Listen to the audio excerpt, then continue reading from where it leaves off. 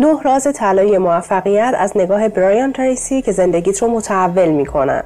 سلام، من شوکوام و توی این پادکست میخوام از چیزهایی بگم که شاید مسیرت رو برای همیشه عوض کنه.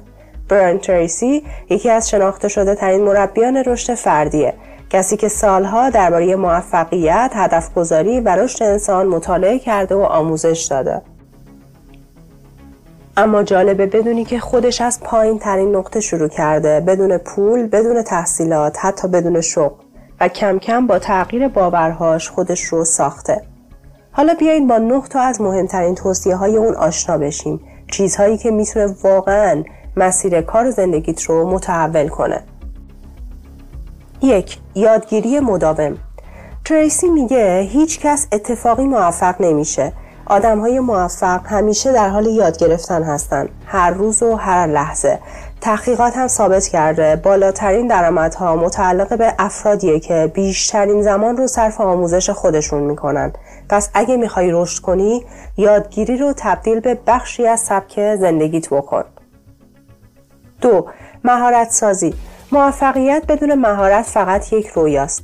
تریسی میگه تا وقتی مهارت‌هات رو بالا نبری، موقعیت‌های بزرگ از کنارت رد میشن.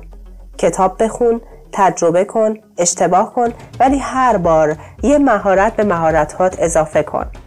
هر چقدر مهارت‌های بیشتری داشته باشیم، فرصت‌های بهتر و بیشتری به سمتمون میان.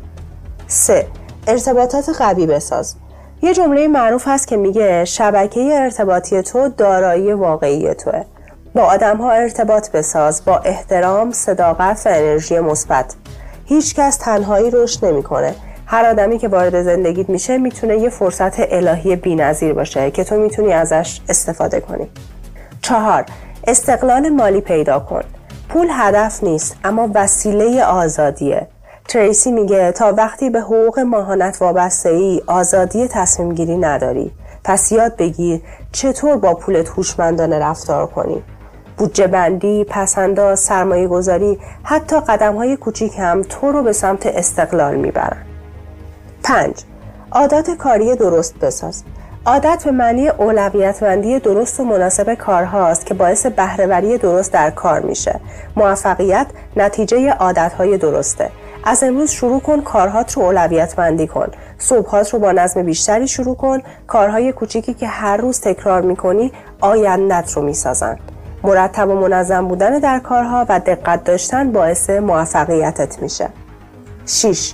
مثبت نگر باش. هر اتفاقی 2 وجه داره، ترس یا فرصت. آدم‌های موفق انتخاب میکنن سمت روشن ماجرا رو ببینند، سمت پر لیوان. ذهن مثبت خلاق‌تر و آرام‌تره و همین باعث میشه تصمیم‌های بهتری بگیری. دیدگاه مثبت داشتن هم تو زندگی شخصی و همکاری واسه ما مفیده. 7. ظاهر مرتب و اعتماد به نفس. ظاهر فقط لباس نیست، پیام تو به جهانه. وقتی خودت رو جدی بگیری، دیگران هم تو رو جدی میگیرن. وقتی خودت رو ارزشمند بدونی و به خودت و ظاهرت اهمیت بدی، دیگران هم تو رو ارزشمند میدونن. چون تو وقتی خودت رو جدی میگیری، خودت رو ارزشمند میدونی، ناخودآگاه این فرکانس و این پالس رو به کائنات و به جهان ارسال میکنی که من آدم ارزشمندیم و این فرکانس روی بقیه هم تاثیر میذاره و اونها هم تو رو ارزشمند میدونن. لباس مرتب، لبخند، انرژی خوب، اینا سادن ولی اثرشون بسیار بسیار ماندگاره. 8. خلاقیتت رو جدی بگیر. دنیا مال کساییه که متفاوت فکر میکنن. تریسی میگه هر ایده میتونه زندگیت رو تغییر بده. خلاقیت یکی از مهمترین عوامل توی زندگیه. ذهن باز، آرام و بدون ترس همیشه خلاق تره. پس به خودت اجازه بده که مسیرهای جدید رو امتحان کنی و از اونها و در مسیر اونها لذت ببر. 9. شخصیت قوی و قابل اعتماد بساز. هیچ چیز مثل صداقت و انضباط شخصی احترام نمیسازه. آدم‌هایی که به قولشون عمل می‌کنند همیشه در مسیر رشدن، چون اعتماد بزرگترین سرمایه است.